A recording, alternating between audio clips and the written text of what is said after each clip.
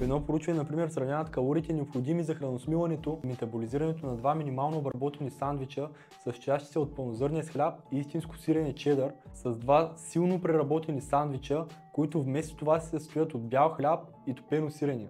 Въпреки че двете ястия се състоят от почти едно и също количество общи калории и протеин, по-преработеният сандвич има 50% по-нисък термичен ефект. В резултат на това организмът изгаря значително по-малко калории, докато ги усвоява, отколкото при пълнозърнестите сандвичи. Подобно на това, при 6-седмично произволно подбрано контролирано проучване, участниците са се придържали към диета, състояща се от по-малко преработени пълнозърнести храни като овес, кафяв ориз и пълнозърнест хляб, в сравнение с равностойна по калории и макронутриенти диета, състояща се от по-малко преработени рафинирани зърнени храни като зърнена закуска, бял ориз и бял хляб. Установени, че групата, която се е придържала към пълнозърнести храни, е изгаряла средно около 100 калории на ден повече само от храносмилането и метаболизирането на храната, отколкото групата на преработените храни.